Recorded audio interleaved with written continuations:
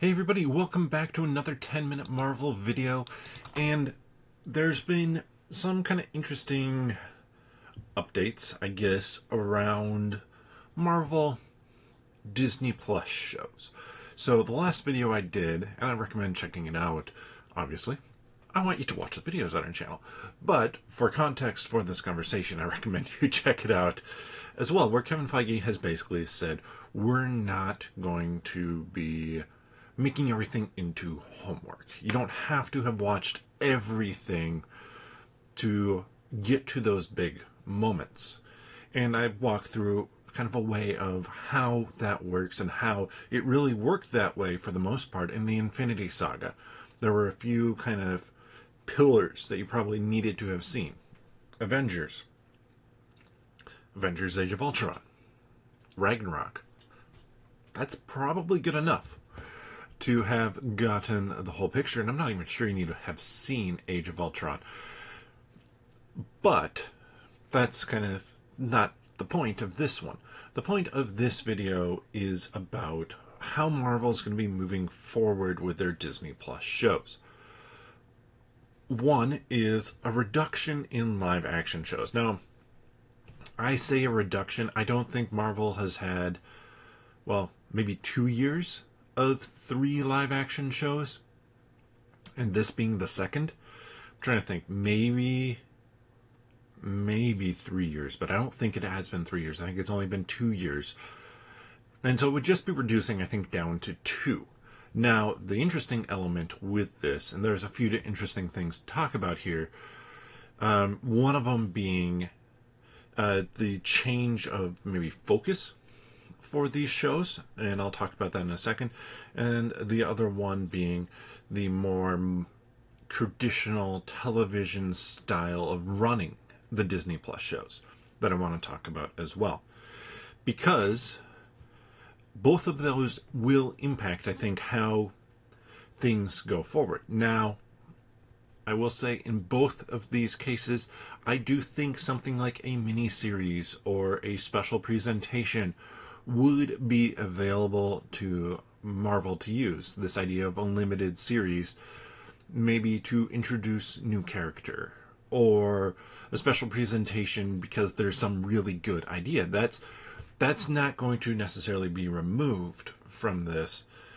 but the idea would be 1 or 2 shows moving forward. So the first thing is kind of how they're maybe changing up some of these things, is the expectation from kind of the rumor sphere is that Vision Quest, or the Vision show, is going to be the last one that really focuses in on a movie character. Now, it sounds like Hawkeye Season 2 is still a potential and something that could definitely occur. So Jeremy Renner could be back as Clint Barton, Hawkeye, there. But I expect that that would be taking a step back into more of a supporting role, and Kate Bishop Hawkeye being the focus of the show, which to me makes sense. I think that that's something that feels right for an adjustment. And overall, I think it feels right for an adjustment for the shows as well. There was a video that I did a little while back on the potential for a Champions show, a Young Avengers Champions, and I said that it'd be great to have that run multiple seasons because it gives you a chance to establish new characters. If the show is going really well, people are going to watch it. They're going to gravitate towards it, and when somebody makes kind of that tipping point of, okay, maybe it is, let's use the Hawkeye example. Jeremy Renner's looking to take a step back in that role from as Clint Barton, and maybe just be a character who shows up once in a while.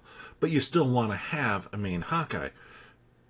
Well, you do what they did in the comics. You bring up Kate Bishop, and she becomes your main Hawkeye for a little bit. But you can still build that character and have developed that character with other characters so that she has a pretty defined and set personality and kind of mission that people who've already watched the show will know where that comes from. But if you haven't watched the show, the Champions show, for example, then, like the characters in the movies, you're going to have to get reintroduced to the character. You're going to get introduced. The show becomes just background extra information for people to know. The other thing being, if it's only 1 or 2 shows a year and they're going with a more traditional format, that really limits how many shows and how many characters you can have. For example, again, right now we have Daredevil, Born Again. We know that we're getting a 2nd season. I fully expect to get a 3rd season. Do we get a 4th? A 5th? If that's the case, well, then that's probably one of the shows. That's one of the live action shows, and you only have one other slot available. Which is why I think kind of some of these ensemble type shows, which Daredevil Born Again definitely seems to be leaning towards in the events of the finale, you have the possibility of bringing back the Defenders there. So it allows you to have a number of different heroes in one spot, a number of different villains. You can bring in, seasons can focus more on different characters, or different story arcs can focus more on different characters and kind of their story. Then the Champions, again, helps you with this. Are we getting enough shows out there? Or enough characters out there? Because the Champions, or Young Avengers, really, let's just call it the Champions at this point, they're going to be a team. So with a team, you can have people leave and join. That makes sense, contractually, or just story-wise. Like I said, if you wanted to, you could bring Kate Bishop, Hawkeye, up to the movie level at some point in time, after she's kind of developed enough into a character. You can even bring the whole Champions team in for an event movie. So like if we had Champions prior to Secret Wars, there's no reason why you couldn't have the Champions team be there and just be a team of heroes. I expect we're going to see a bunch of different heroes in Secret Wars whom we maybe haven't seen before, because they can. And so, in that case, sure, why not bring up a Champions team? And I think that that's how you make it work. And that's how 1 or 2 shows a year, and really I suspect it would be 2, but 2 shows a year that just kind of stand on their own and are strong by themselves, would be a great plan. You don't need to do a whole Arrowverse situation. Just have your 1 or 2 shows and let it be your testing ground for some of those lesser known characters. Or in the case of the Defenders, I mean, I guess we have White Tiger, for example. White Tiger let's put White Tiger in the Daredevil Born Again show. That's the show that has White Tiger. You introduced a new character there. Keep that character there. Let that character build and be part of the story. You don't have to swap him over to the Champions, even though it's a younger character or anything like that. In fact, maybe stick the Champions on the West Coast. Do something different. Whatever you want to do, you can really create these pockets of the MCU world. And we've already seen Marvel handle events, kind of. In Agents of S.H.I.E.L.D., there are references made to both Winter Soldier and Thor the Dark World in the show. Those events can still be, like the big Marvel events can still be events in these stories, but it's never going to be the major piece of a story. So it could be, I mean, you think about actually She-Hulk, for example. There was a reference on a newspaper, just kind of an Easter egg throwaway thing to somebody with claws. Okay, Wolverine. There we go. So if, like, there's a giant sentinel attack in New York or upstate New York, you know what? Put that in a newspaper. Put that on a television.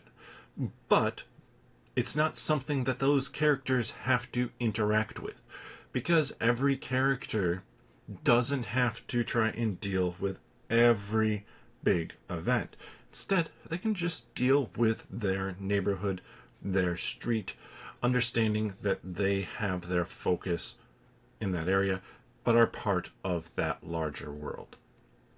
So I think it was interesting, both the elements of 1 to 2 new or 2 live action shows, combined with not being focused on characters from the movies, combined with the new model. I think all of that can deliver a big punch. And we're already seeing with Daredevil Born Again, which has had season 1, is going to have season 2, Punisher is getting a spin-off special presentation, which my guess is they're filming that when they film season 2. So that's a special presentation. That's how you can do something specifically for a character and branch out a little bit more to tell a different type of story. Or I think back to Agent Carter, the show.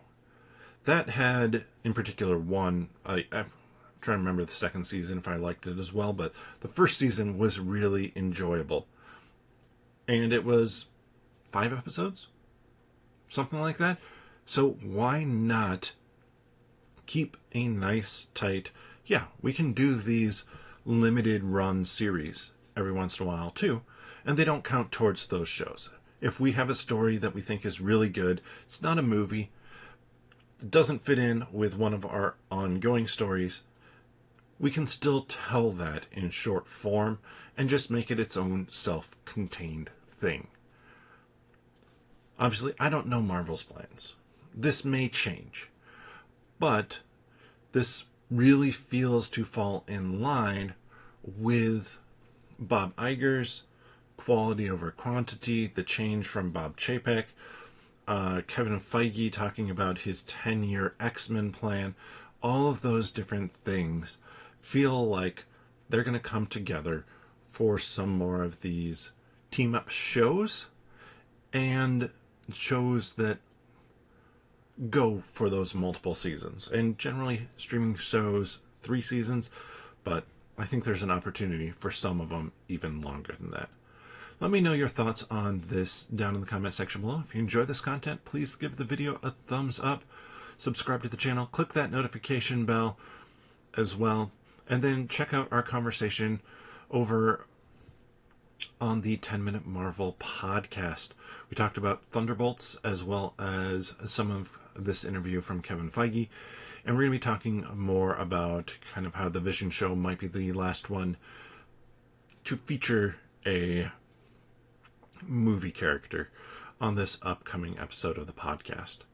You can find that here on YouTube. Click onto the channel, subscribe, just mention that again, and then click on the podcast tab, or you can search for 10-Minute Marvel wherever you get your friendly neighborhood podcast from.